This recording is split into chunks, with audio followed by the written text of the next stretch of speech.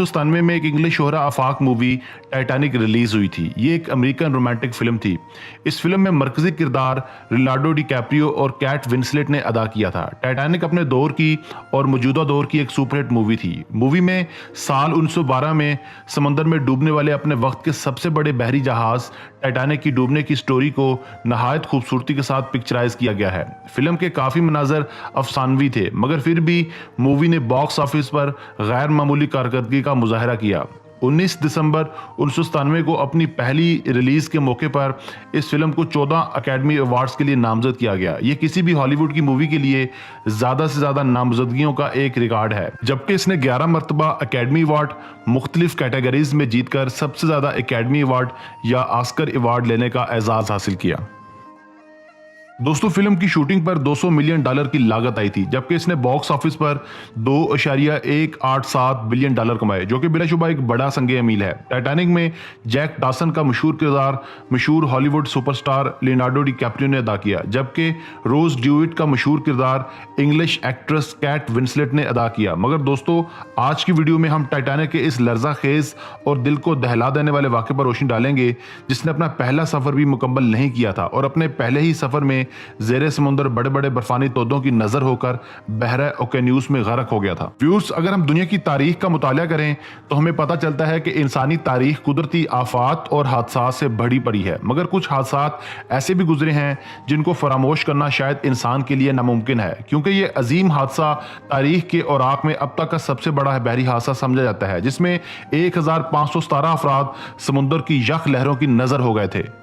दोस्तों, 15 अप्रैल 1912 को पेश आने वाले इस नाकाबिले फरामोश हादसे को बीते 104 साल बीत चुके हैं। बहरा ओकेन्यूस की तह में तकरीबन 2 मील की गहराई में अब भी टाइटैनिक जहाज के टुकड़े इंसानी बेबसी और कुदरत की अजारादारी की दास्तानें सुना रहे हैं। ये अपने वक्तों का सबसे बड़ा बहरी जहाज था, जिसमें 3600 मुसाफिरों के बैठने की गुंजाइश रखी गई थी, मगर जब ये अपने पहले बहरी सफर पर रवाना हुआ तो इसमें 2227 लोग सवार थे। टाइटैनिक अपने दौर में पूरी दुनिया की तवज्जो का मरकज था, क्योंकि इस जैसा बड़ा जहाज पहले कभी किसी ने नहीं बनाया था। इसको बनाने पर $75 मिलियन की लागत आई थी। ये रकम 2017 में $300 मिलियन बनती है, जो कि बिलाशुबा एक खतीर रकम है। व्यूअर्स, टाइटैनिक की तामीर साल 1907 में शुमाली आयरलैंड के बहरी जहाज़ों के तामीराती मरकज बेलफास्ट में शुरू हुई। ये जहाज व्हाइट स्टार लाइन नामी एक बड़ी जहाज कंपनी की मलकियत था, जिसने एक साथ 3 बड़े बहरी जहाज बनाने का ऑर्डर किया था। इस कंपनी का एक और बड़ा जहाज ब्रिटानिक, जो पहली जंग अजीम में बहरी अस्पताल के तौर पर इस्तेमाल हुआ था, वो भी बदकिस्मती से सिर्फ 2 साल बाद बारूदी सुरंग से टकराकर समुद्र में ही डूब गया था। व्यूअर्स, टाइटैनिक के इब्तदाई डिजाइन के मुताबिक इसमें जान बचाने के लिए 32 लाइफ बोट्स की गुंजाइश रखी गई थी, मगर बाद में इसे महफूज तरीन बहरी जहाज समझते हुए ये तादाद घटाकर 20 कर दी गई थी। कहा जाता है कि कश्तियां घटाने का एक और मकसद जहाज के अर्शे की खूबसूरती में इजाफा करना था। टाइटैनिक की लंबाई 883 फुट थी और यह दुनिया का पहला ऐसा जहाज था जिसमें स्विमिंग पूल, जिम्नेजियम, लाइब्रेरी और तफरीह के दीगर लवाजमात भी मौजूद थे। जहाज के इब्तदाई डिजाइन में सिर्फ 3 चिमनियां रखी गई थी। व्यूअर्स, टाइटैनिक 10 अप्रैल 1912 को अपने पहले और आखिरी सफर पर बरतानिया की बंदरगाह साउथ हैम्पशायर से न्यूयॉर्क के लिए रवाना हुआ। इस सफर से कुछ पहले माहिरीन ने कारकर्दगी के जायजे की गर्ज से इसे कुछ वक्त के लिए समंदर में चलाकर देखा और फिटनेस का सर्टिफिकेट जारी कर दिया।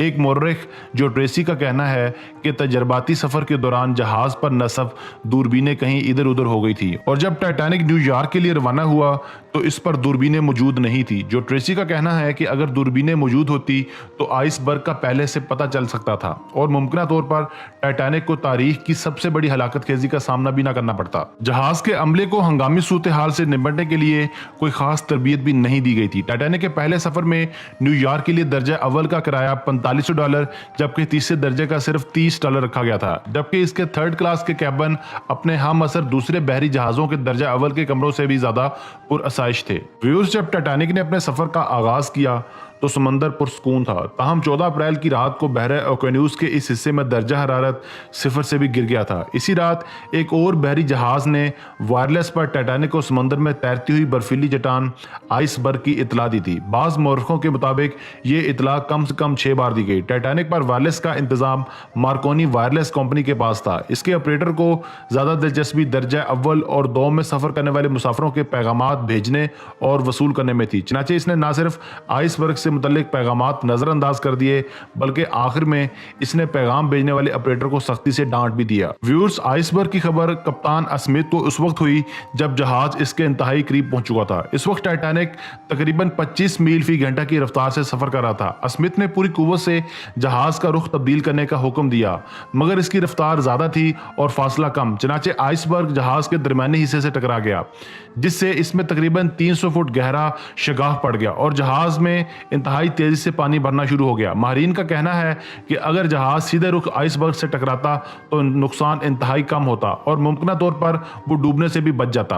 व्यूअर्स, जहाज की साख्त ऐसी रखी गई थी कि निचली 4 मंजिलें डूब जाने की सूरत में भी वो तैर सकता था, मगर जब चौथी मंजिल पानी में दाखिल होना शुरू हुई तो अमले को खतरे की संगीनी का एहसास हुआ और वायरलेस पर मदद के लिए पैगामात नशर किए गए। टाइटैनिक मदद के लिए पैगामात नशर करने वाला दुनिया का पहला बहरी जहाज था जिसने SOS और CQD डेंजर कम क्विक यानी खतरा फौरन मदद को आए के पैगामात नशर।